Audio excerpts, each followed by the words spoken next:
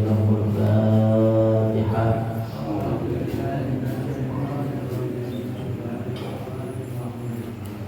Alhamdulillahi rabbil alamin arrahmanir rahim maliki yaumiddin iyyaka na'budu wa iyyaka nasta'in ihdinas siratal mustaqim siratal ladzina an'amta 'alaihim ghairil maghdubi 'alaihim waladdallin amin. Bismillahirrahmanirrahim. Alhamdulillah nahmaduhu wa nasta'inuhu wa nastaghfiruh wa na'udzu billahi min shururi anfusina wa min sayyiati a'malina. May yahdihillahu fala mudilla lahu wa may yudlilhu fala hadiya lahu. Asyhadu an la ilaha illallah wahdahu la syarika lahu wa asyhadu anna sayyidana wa nabiyyana Muhammadan abduhu wa rasuluh. Amma ba'du, fa inna asdaqal hadits kitabullah ta'ala wa khairal hadi hadi sayyidina Muhammad sallallahu alaihi wasallam wa sharral umuri muhdatsatuha wa kullu muhdatsatin bid'ah wa kullu bid'atin dhalalah wa kullu dhalalatin finnar. Qul subhanaka la ilma lana illa ma 'allamtana innaka antal alimul hakim. Shadaqallahul azim. Qala musannif rahimahullahu ta'ala wa nafa'ana bihi wa bi ulumihi wa bi barakatihi fid dharain amin. Wa anhu radhiyallahu ta'ala anhu qala aqtaqa rajulun minna 'abdan lahu an duburin wa lam yakun lahu malun ghayruhu fada'a bihi Nabi sallallahu alaihi wasallam fa ba'ahu muttafaqun alaih. Para bapak hadirin jamaah sholat hidayah yang mudah-mudahan kita bersama dengan Allah Subhanahu wa taala. Kita masih melanjutkan mengenai hadis tentang jual beli, di mana pada kesempatan kali ini ada sebuah hadis dari sahabat yang bernama Jabir bin Abdullah. Ia mengatakan, aqtaqa rajulun minna 'abdan lahu an duburin. Seorang laki-laki memerdekakan budak yang ada di antara kami, namanya budak-budak baru. Di zaman Rasulullah itu ada beberapa tipe budak. Ada budak mudabar, ada budak muba'ad, ada budak mukatab. Budak ini memang di zaman sekarang udah gak ada, Pak ya, perbudakan udah gak ada.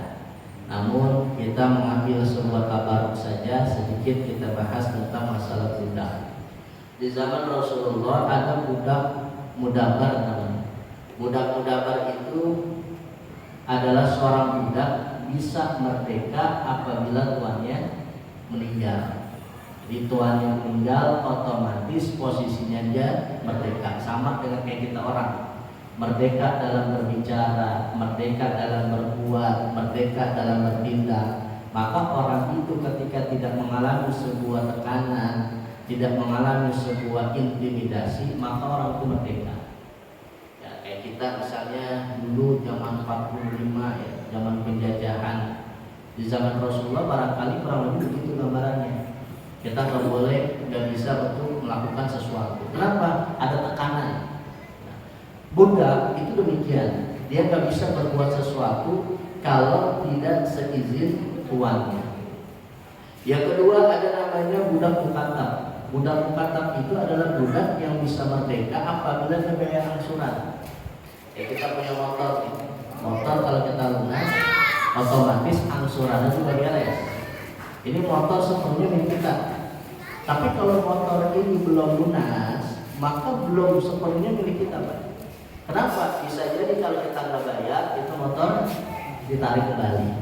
Nah, budak mukatab posisinya adalah dia bisa merdeka sebagaimana orang-orang biasa apabila dia membayar angsuran kepada tuannya. Berapa nominalnya tergantung tuannya. Ini kira-kira budak berapa harganya. Yang ketiga ada namanya budak muba'ad. Budak muba'ad ini merupakan satu jenis budak dari mukatab.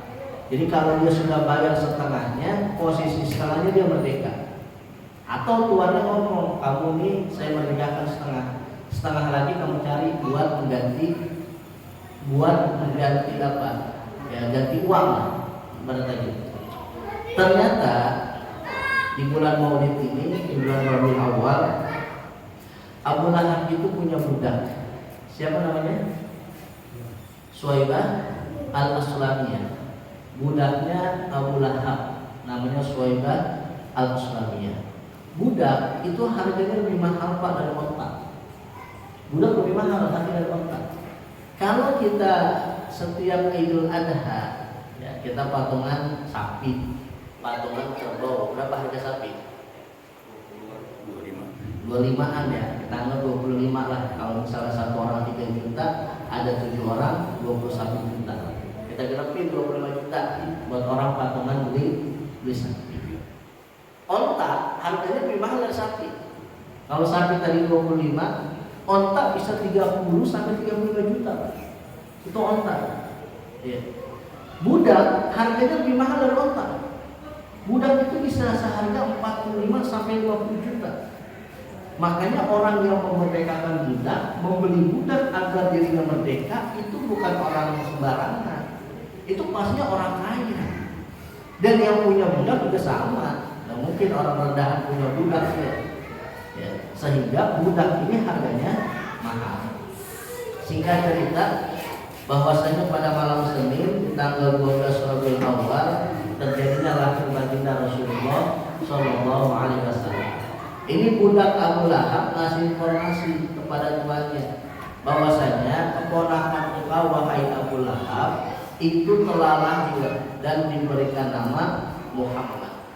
Begitu senangnya Abu Lahab, maka Abu Lahab dia memerdekakan budak. Budaknya namanya Suwaibah al-Islamiyah.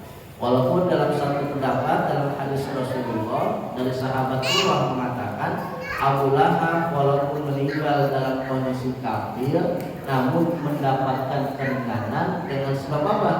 Gembira atas kelahiran Rasulullah. Yang kedua, bukan hanya gembira, tapi Abu Lahab pun mau memerdekakan budaknya. Yang ngasih informasi bahwasanya keponakan Abu Lahab sudah lahir dan budak harganya mahal. Budak harganya mahal. Maka kita kadang-kadang kalau ngadain maulid, ya kita misalnya minta bantuan sama orang lain, kalau cuma ngasih 5.000, 10.000, masih kalah sama Abu Lahab. Abu Lahab 50 juta, kurang lebih. Gitu. Itu harga budak. Maka dengan adanya seperti itu, maka Abu Lahab mendapatkan sebuah keringanan. Setiap hari Senin itu diringankan dari siksa kubur. Itu gara-gara senang dengan perayaan mau memerdekakan budak. Karena kita budak nggak ada, ya budak nggak ada di zaman sekarang. Apa yang bisa kita lakukan? Kalau kita melihat iktibar, ya, kita melihat pelajaran dari situ dengan adanya kelahiran Rasulullah, dengan adanya Maulid Nabi, kita memberikan kontribusi, insya Allah itu pahalanya berlipat ganda. Tadi orang kafir aja masih dapat apa? Manfaat. Walaupun ini hadis, ini cerita tersebut banyak ulama-ulama yang mencoba untuk melihat apakah hadisnya sahih atau tidak. Kendati demikian, kalaupun hadisnya tidak sahih, namun ada satu hikmah yang dapat kita ambil pelajaran. Apa hikmahnya tadi? Senang dengan lahirnya Rasul, bahkan dia memberikan sebuah budak yang harganya kurang lebih tadi lebih mahal dari onta, itu mendapatkan sebuah keringanan di alam kubur. Apalagi kita umat Islam yang tiap tahun ada perayaan Maulid, dia senang. Tiap tahun ada perayaan Maulid, mereka lakukan. Maka salah satunya adalah ketika adanya Maulid Nabi, minimal kita cinta kepada Rasulullah. Nah, tapi lebih Maulid kurban dari Rasulullah. Kita merayakan Maulid karena cinta kepada Rasulullah. Sebagaimana tadi Abu Lahab dia punya budak demikian. Para bapak sekalian, lalu apa kata seorang laki-laki itu ketika memerdekakan budak, namanya budak mudakar, walam yakun lahu malun ghairuhu. Ini orang nggak punya harta lagi selain budak tadi. Budak harganya mahal. Dia ngomong kalau saya mati ini budak merdeka. Tapi dia nggak punya apa? Nggak punya harta selain budak tersebut. Fada'a bihi Nabi sallallahu alaihi wasallam faba'ahu. Maka Nabi memanggil budak itu, lalu budaknya dijual oleh Nabi dan harganya lumayan. Maka oleh karena itu pada saat itu orang-orang yang punya budak, ya itu tentunya orang-orang yang kaya. Kalau dulu kita mungkin kita anggapan atau analogi kita orang yang punya sapi, orang yang punya kebun, itu kan bukan orang sembarangan ya. Biasanya tanyanya Mbak, dia punya sawah, kebun berapa dulu gitu? Ya kalau di kampung mahal buat ngawinin misalnya jual kebun, jual sapi. Ya, artinya apa? Itu binatang baru kita Indonesia yang berupa sapi atau kerbau, apalagi budak yang harganya tadi saya bilang senilai lebih mahal dari harga onta. Para bapak dan sekalian, inilah tentang masalah budak, walaupun budak sudah nggak ada di zaman sekarang. Jadi ketika Islam datang ke Jazirah Arab, yang namanya perbudakan dihapus. Manusia semuanya stratanya sama. Maka Allah katakan inna akramakum indallahi atqakum. Orang yang mulia bukan orang yang kaya. Orang yang mulia bukan orang yang memiliki harta lebih. Tapi orang yang kaya adalah, orang yang mulia adalah orang-orang yang mampu meningkatkan ketakwaannya di hadapan Allah Subhanahu wa Ta'ala. Maka kita di zaman sekarang udah nggak ada perbudakan. Mohon maaf, pembantu, pelayan itu bukan budak, Pak. Kenapa? Karena mereka pun kita gaji. Jasanya itu kita kasih imbalan. Tapi kalau budak enggak, disuruh kerja, disuruh usaha, hasilnya diapain? Diambil tuan, dia nggak dapat apa-apa. Itu namanya budak. Di zaman sekarang udah nggak ada perbudakan. Baik para rekan sekalian, satu hadis ini ada pertanyaan, Pak? Ada pertanyaan? Ya itu Ustaz, tadi masalah yang tuan yang meninggal.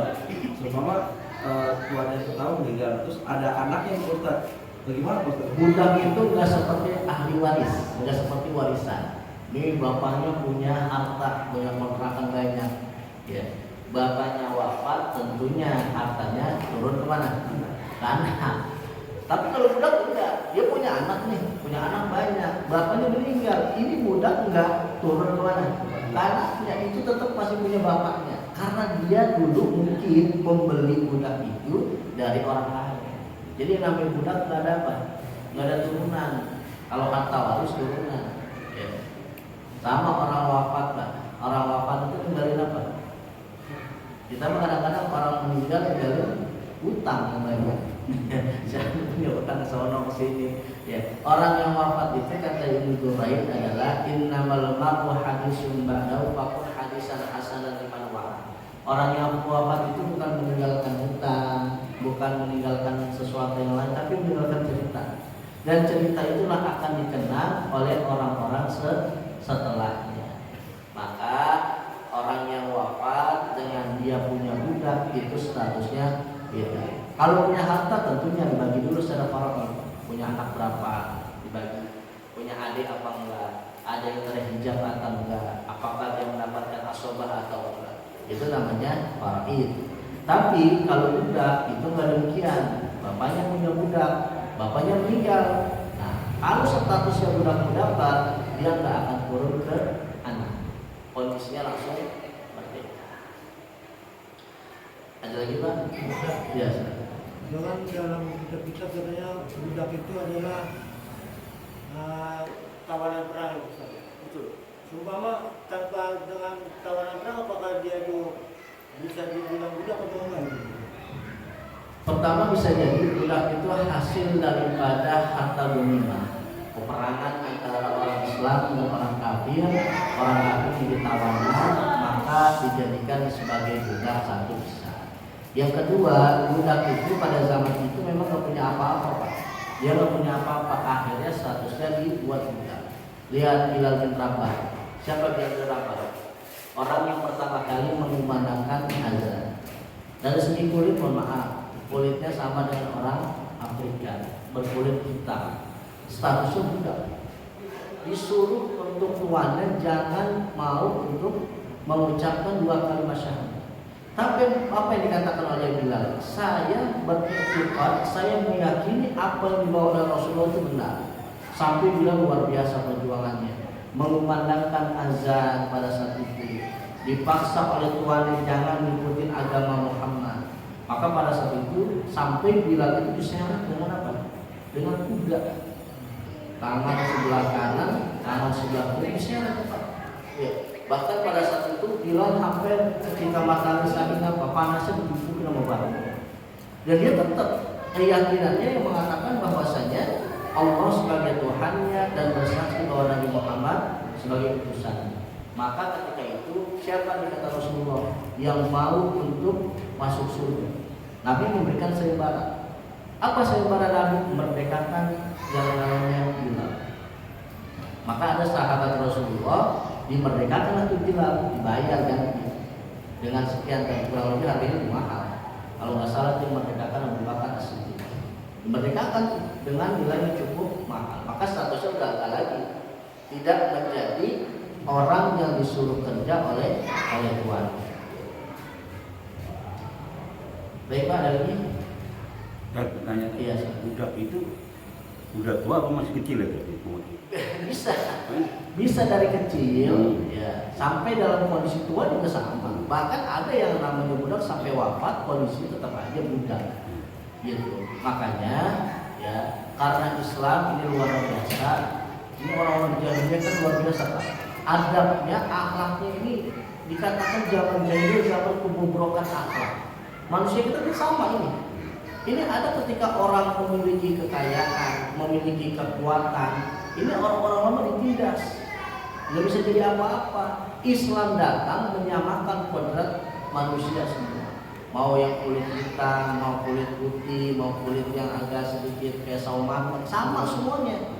Itu makanya kita beruntung di zaman sekarang udah nggak ada perbudakan lagi. Kenapa? Kalau zaman sekarang ada budak, tadi masuk kepada HAM ya. Hak asasi manusia. Kita nih seorang manusia bebas untuk apa? Bertindak, berbicara sesuai dengan norma dan peraturan yang berlaku. Jadi kondisi budak itu bisa dari anak kecil, ya, bisa jadi orang dewasa, bahkan juga orang yang sudah tua itu bisa jadi seorang budak. Banyak para budak yang dimerdekakan oleh sahabat Rasulullah. Abu Bakar pernah memerdekakan. Abdurrahman bin Auf pernah memerdekakan budak. Ya. Walaupun ada yang mengatakan Nabi Ibrahim itu kan punya istri dua. Pertama Siti Sarah, kedua Siti Hajar. Siapa Siti Hajar? Siti Hajar awalnya budak. Siti Hajar budak. Budak siapa? Budak seorang raja. Maka pada saat itu Nabi Ibrahim diberikan sebuah budak oleh seorang raja.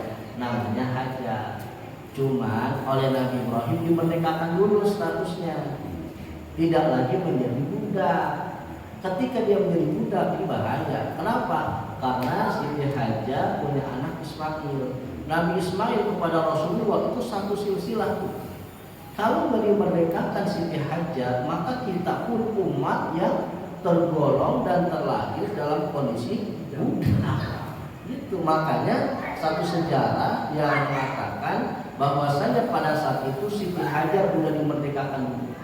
Ketika sudah dimerdekakan baru dinikahi oleh Nabi Ibrahim, punya anak yang kita kenal dengan Ismail. Awalnya dari budak. Jadi budak itu memang dari dulu ada. Cuman sekarang udah nggak ada. Di zaman sekarang udah nggak ada orang yang memiliki budak. Kita paling punya apa? Kambing, sapi, kerbau, ayam, bahkan Nabi. Binatang kesukaan Nabi apa? Kucing. Bahkan Abu Hurairah itu dijulukan Abu Hurairah bapaknya kucing karena dia punya kucing. Ternyata selain kucing, Nabi suka kepada ayam. Tapi bukan ayamnya sekarang, ayamnya ayam jago warnanya putih. Tuh, kalau kita mau ngikutin sunnah Rasulullah, ya kita punya lahan dikit, ya kita suka sama binatang misalnya, ya jangan burung sama ikan dah. Ya, kalau bisa kita cari ayam, tapi ayamnya bukan ayam jagoan hitam, ayam jago warna putih. Itu ayam kesukaan Rasulullah. Selain tadi kucing, banyak itu ayam di pasar yang banyak, tapi itu sering hilang. Kalau di sini nggak senang ayam putih. Nggak, kalau di sini nggak senang ayam putih, semuanya hitam. Iya, hitam. Baik, kalau kita mau ayam jago apa? Iya. Hitam. Nah kalau mau kita melihara ayam apa? Ayam jago warna putih. itu kesukaan Rasul. Minimal kita ngikutin Nabi. Ya, ngikutin Nabi. Udah dijual aja hilang. Ada lagi Pak? Itu yang baca itu. Ada lagi? Enggak, tuh, nanya. Ada? Enggak ada. Satu lagi ya, saya. Wa an Maimunah radhiyallahu ta'ala anha zaujin Nabi sallallahu alaihi wasallam. Dari Siti Maimunah radhiyallahu ta'ala anha, istri Nabi sallallahu alaihi wasallam. Nabi punya istri lebih dari 4. Lebih dari 4. Semuanya istri Rasulullah, budak, semuanya istri Rasulullah itu janda kecuali satu yang perawan. Siapa? Siti Aisyah. Dan Nabi jangan sampai kita memiliki konotasi buruk kepada Rasulullah. Nabi istrinya 9, berarti Nabi agak sedikit hawa nafsunya gede. Enggak. Nabi poligami setelah menikah dengan Siti Khadijah. Nabi nikah dengan Siti Khadijah berapa tahun? 25 tahun. Siti Khadijah 40 tahun. Nikah sama Nabi. Ketika Siti Khadijah wafat, Nabi usianya 50 tahun. Ketika Rasulullah usia 50 tahun, baru Nabi nikah sama Siti Aisyah, Nabi nikah kepada Siti Maimunah, Nabi nikah lagi kepada Maria Kitia, terus Nabi sampai beberapa istri. Bukan lantaran hawa nafsu yang mendorong Nabi untuk berpoligami. Ya. Itu karena perintah dari Allah Subhanahu wa Ta'ala. Beda dengan kita sebagai umatnya. Kalau misalnya kita nih sebagai umat Rasulullah mau melakukan poligami, kira-kira kita nyari yang janda apa yang perawan? Perawan. Dan usia kita kira-kira udah tua apa masih muda? Kalau udah tua buat apa? Pasti usianya masih muda, 50 tahun coba. 50 tahun sebenarnya berapa nih? PR 50 tahun lebih. Ada 50 tahun. Itu 50 tahun. Nikah dengan orang banyak gitu. Nikah dengan istri yang banyak. Kalau mau ya usia 30 tahun. Saking apanya? Masih apanya? Masih grace, masih kuatnya. Itu kalau mengikuti hawa nafsu. Ternyata Rasulullah poligami kurang lebih usia berapa? 50 tahun. Dan kebanyakan istri Nabi itu dari seorang janda. Dan hanya satu istri Rasulullah yang dalam kondisi gadis, yakni Siti Aisyah. Dari sekian banyak anak-anak Rasulullah yang memiliki keturunan kepada Siti Khadijah doang. Ya, Siti Khadijah memiliki keturunan, ada Fatimah Zahra, ya, ada Ibrahim, ada Abdullah, ada Ibnu Qasim. Nah, Qasim, Abdullah itu semuanya wafat dalam kondisi kecil. Jadi nggak sampai gede, anak laki-lakinya semuanya wafat, kecuali satu bernama Fatimah Az-Zahra. Fatimah Az-Zahra sampai dewasa, sampai nikah kepada Sayyidina Ali. Selebihnya enggak. Dari sekian banyak istrinya, Rasulullah tidak memiliki keturunan. Apa kata Siti Maimunah? Anna fa'ratan wafat fi saman. Bahwasanya tikus pernah jatuh di minyak samin. Pamatat bihi, maka tikus itu mati. Fasulila Nabi sallallahu alaihi wasallam anha faqala alquha wa ma haulaha. Lalu ditanya kepada Nabi masalah itu. Apa kata Rasulullah? Lemparin dan apa yang ada di sekitarnya. Rawahu Bukhari, hadis riwayat Imam Bukhari. Wa Nabi Hurairah radhiyallahu ta'ala anhu qala, dari Abi Hurairah radhiyallahu ta'ala anhu berkata, qala Rasulullah sallallahu alaihi wasallam, Nabi bersabda, "Iza waqa'atil fa'ratu fis saman, fa in kana jamidan falquha wa ma haulaha, wa in kana ma'an fala taqrabuha." Kalau minyak samin itu bentuknya beku, maka dibuang. Tapi kalau minyak samin itu sifatnya cair, maka kalau beku maka dibuang, kalau cair maka jangan mendekat. Nah, di sini kita bisa mengambil sebuah pelajaran. Kalau misalnya tikus, dulu mungkin kita mendengar apa namanya, lalar ya. Jadi kalau lalar nempel di mana? Minuman kita, ya maka jangan diapain, jangan dibuang. Kita celepin lagi tuh lalarnya. Kenapa? Karena di salah satu buah sayapnya mengandung obat, yang satu mengandung racun. Itu kalau misalnya lalar. Nah, ini tikus yang mati. Gedean lagi. Nah, tikus apa? Bangkai bukan? Bangkai. Nah, kalau tikus itu ya, dia jatuh ke minyak samin lalu mati, maka Nabi mengatakan al-buha, buang tikusnya. Wa ma haulaha, dan apa yang ada di sekelilingnya. Wa kuluhu, dan disuruh makan sisanya. Ini minyak samin sama dengan mentega, Pak. Jadi kalau kita mah nggak pakai mentega, orang pakai apa? Minyak kelapa ya, minyak goreng. Kalau minyak gorengnya berupa cair, udah buang semua, tikusnya buang, minyak gorengnya buang. Nah kalau ini bendanya jamit, ya saminnya itu beku, kejatuhan tikus, ya maka yang dibuang apanya? Tikus dan ada yang sekeliling sekitarnya. Sisanya makan, nggak apa-apa.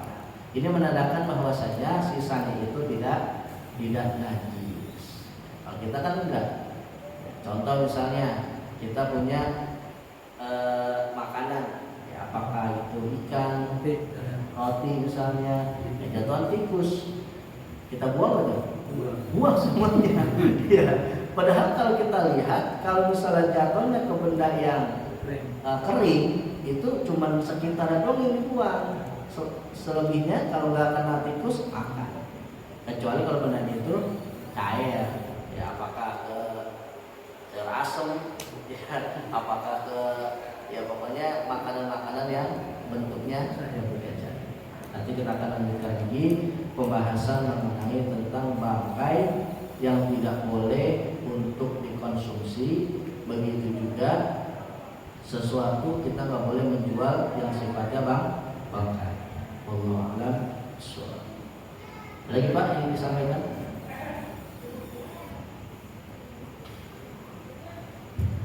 Ada?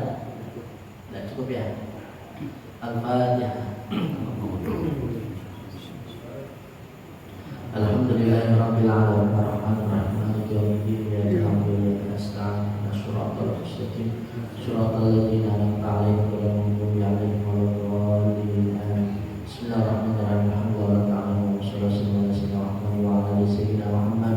Allahumma anfa'na bima 'allamtana wa 'allimna ma yanfa'una wa zidna ilman tanfa'una fid dunya wal akhirah. Allahumma ij'alna hazajan marhuma wa tafarraqna min ba'dihi tafarruqan ma'suma. Rabbana atina fid dunya hasanah wa fil akhirati hasanah wa qina adzabannar. Wa sallallahu ala sayyidina Muhammad wa ala alihi wasallam. Walhamdulillahi rabbil alamin.